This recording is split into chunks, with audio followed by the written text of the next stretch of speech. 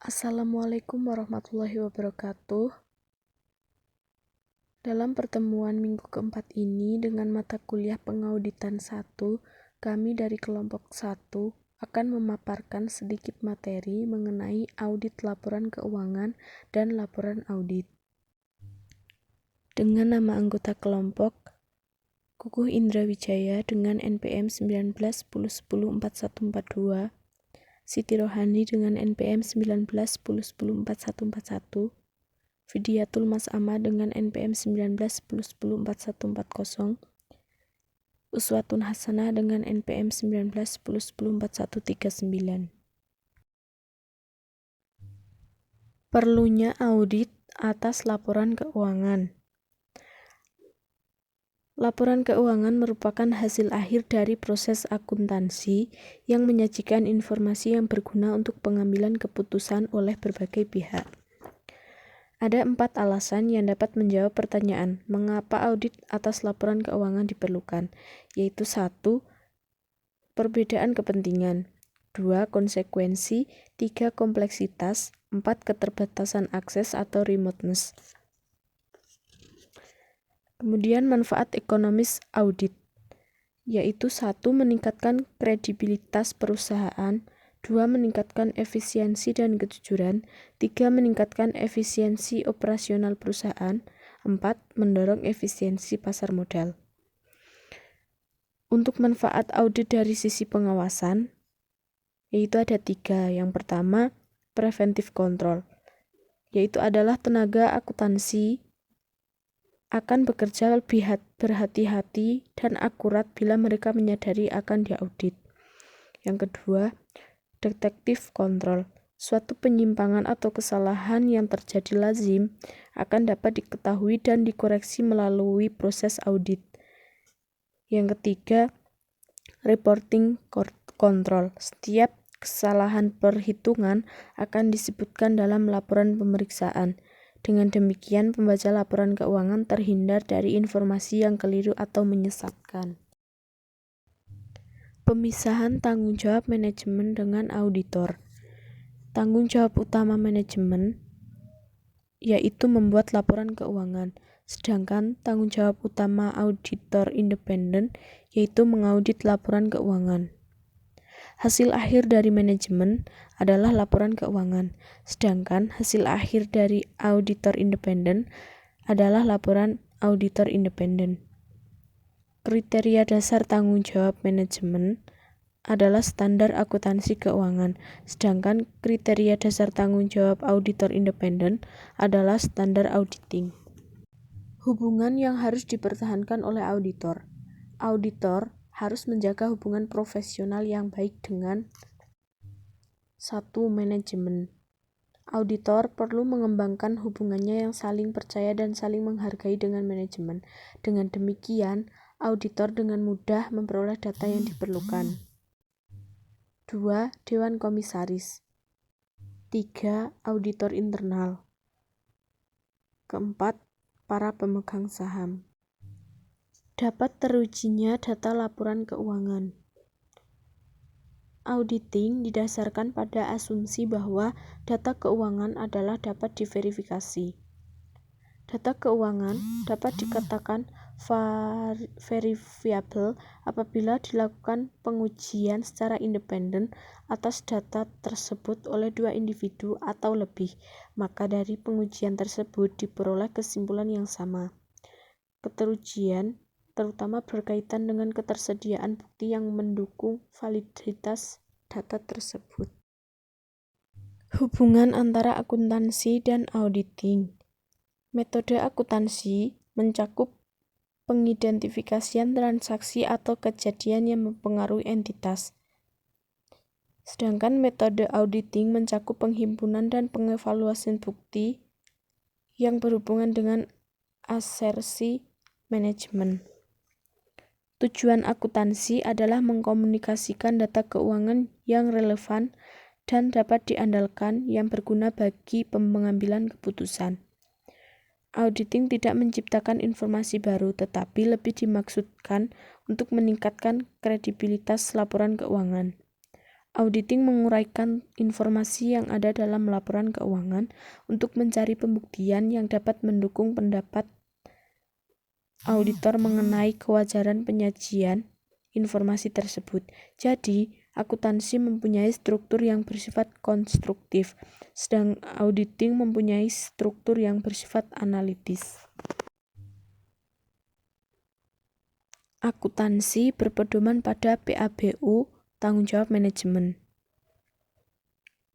untuk menganalisis kejadian dan transaksi, untuk mengukur dan mencatat data transaksi, untuk mengelompokkan dan mengikhtiarkan data yang dicatat, untuk mengevaluasi kewajaran dari estimasi akuntansi, untuk menyusun laporan keuangan sesuai PABU, dan untuk mendistribusikan laporan keuangan dan laporan auditor ke para pemegang saham setiap tahunnya. Sedangkan auditing berpedoman pada SA, tanggung jawab auditor, untuk melakukan risk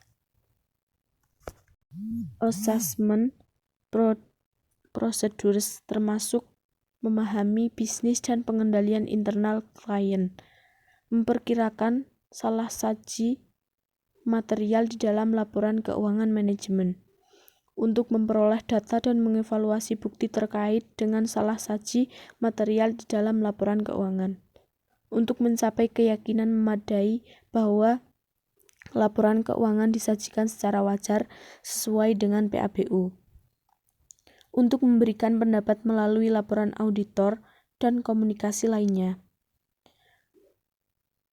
untuk mengkomunikasikan temuan dan manajemen dan Dewan Komisaris melalui komunikasi lain dan assurance service. Unsur pokok laporan audit bentuk baku adalah sebagai berikut. Yang pertama, judul laporan yang berbunyi Laporan Auditor Independen. Yang kedua, pihak kepada siapa laporan audit tersebut ditunjukkan. Yang ketiga, paragraf pengantar. Yang keempat, paragraf lingkup audit. Yang kelima, paragraf pendapat. Yang keenam, nama KAP tanda tangan akuntan publik, nama akuntan publik, nomor registrasi akuntan publik, tanggal pelaporan. Yang ketujuh, tanggal. Selanjutnya yaitu jenis pendapat auditor. Ada 5 jenis pendapat yang dapat diberikan oleh auditor, yaitu yang pertama, pendapat wajar tanpa pengecualian. Yang kedua, pendapat wajar tanpa pengecualian dengan tambahan bahasa penjelasan. Yang ketiga, pendapat wajar dengan pengecualian. Yang keempat, pendapat tidak wajar. Yang kelima, pernyataan tidak memberikan pendapat. Komponen-komponen dari expectation gap. Yang pertama, requirement gap. Requirement gap adalah gap antara aktual kinerja yang dilakukan auditor dengan standar kebutuhan kinerja atau standar yang dibutuhkan dari suatu kinerja. Standar kebutuhan kinerja adalah standar kinerja yang ditetapkan di luar standar-standar profesional dan menjadi subjek interpretasi melalui pengadilan hukum. Requirement gap dapat dibagi menjadi performance gap dan standards gap. Yang kedua, feasibility gap. Feasibility gap adalah gap antara standar kebutuhan kinerja yang disyaratkan masyarakat dengan standar yang diharapkan dengan sebagian besar masyarakat atau standar ekspektasian kinerja. Feasibility gap disebabkan oleh permintaan akuntabilitas yang tidak realistis. Kekeliruan, ketidakberesan, dan pelanggaran hukum. Beberapa kegagalan perusahaan dalam melanjutkan usaha telah mengakibatkan tuntutan agar auditor dapat menemukan kekeliruan. Kekeliruan dapat berupa: yang pertama, kekeliruan dalam pengumpulan atau pengolahan data akuntansi yang dipakai sebagai dasar pembuatan laporan keuangan. Yang kedua, estimasi akuntansi salah yang timbul sebagai akibat dari kekhilafan atau penafsiran salah terhadap prinsip akuntansi yang menyangkut jumlah, klasifikasi, cara penyajian atau pengungkapan. Ketidakberesan adalah salah satu atau hilangnya jumlah atau pengungkapan dalam laporan keuangan yang disengaja dengan mencakup: yang pertama, yang mengandung manipulasi. Yang kedua, penyajian salah satu penghilangan dengan sengaja, peristiwa transaksi atau informasi signifikan yang lain. Yang ketiga, penerapan salah prinsip akuntansi yang dilakukan dengan sengaja. Kemampuan satuan usaha mempertahankan kelangsungan hidupnya. Auditor mempunyai tanggung jawab untuk menilai apakah terdapat kesaingan besar terhadap kemampuan satuan usaha dalam mempertahankan kelangsungan hidupnya. Auditor harus mengevaluasi apakah terdapat kelangsungan besar mengenai kemampuan suatu usaha dalam mempertahankan kelangsungan hidupnya. Auditor mempertimbangkan adanya kesaingan atas kemampuan perusahaan mempertahankan kelangsungan hidupnya. Meningkatkan efektivitas audit. Untuk meningkatkan efektivitas audit dalam membantu auditor memenuhi standar yang baru mengenai kecurangan dan pelanggaran hukum, IAI mengeluarkan yang pertama PSA nomor 69 SA Seksi 319 pertimbangan atas pengendalian intern dalam audit atas laporan keuangan. SA Seksi 319 memberikan pedoman tentang pertimbangan auditor atas struktur pengendalian intern satuan usaha dalam rangka pelaksanaan audit dalam laporan keuangan yang dilakukan sesuai standar auditing. PSA nomor 22 SA Seksi 329 memberikan pedoman bagi auditor dalam menggunakan prosedur analisis dan mengharuskan penggunaan prosedur analisis dalam tahap perencanaan dan tahap review menyeluruh semua audit. PSA nomor 34 SA Seksi 342 memberikan pedoman bagi auditor dalam memperoleh dan mengevaluasi bukti audit kompeten yang cukup untuk mendukung estimasi akuntansi signifikan dalam audit atas laporan keuangan berdasarkan prinsip akuntansi, memperbaiki komunitas auditor dengan pihak eksternal. Untuk memperbaiki arus dan memahami informasi yang disediakan auditor bagi pemakai laporan keuangan, IAI mengeluarkan PSA nomor 29 SA Seksi 504 laporan audit atas laporan keuangan auditor. PSA nomor 30 SA Seksi 341 pertimbangan auditor atas kemampuan entitas dalam mempertahankan kelangsungan hidupnya. Memperbaiki komunikasi internal.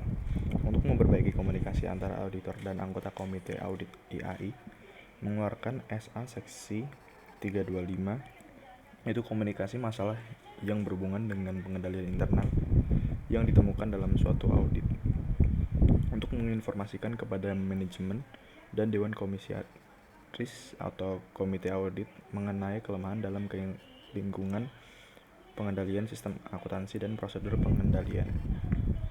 Kemudian PSA nomor 48 SA Seksi 380 komunikasi dengan Komite Audit untuk mengkomunikasikan kepada Komite Audit atas kesalahan yang selama proses pelaporan keuangan. Kemudian tahapan audit laporan keuangan, yang pertama penerimaan penugasan audit, yang kedua perencanaan audit, ketiga pelaksanaan audit, keempat pelaporan hasil temuan, kemudian yang terakhir hubungan antara tahapan audit dengan standar audit. Pembahasan permasalahan intern. 1. Pengendalian intern. 2. Kebijakan akuntansi yang signifikan. 3. Pertimbangan manajemen dan estimasi akuntansi. 4. Penyesuaian audit yang signifikan. 5. Informasi lain yang dimuat dalam laporan keuangan auditan. 6. Perbedaan pendapat dengan manajemen. 7. Konsultasi dengan akuntan lain. 8. Kesulitan yang dihadapi dalam pelaksanaan audit. Demikian presentasi dari kelompok kami. Apabila terdapat beberapa salah kata, mohon dimaafkan. Wassalamualaikum warahmatullahi wabarakatuh.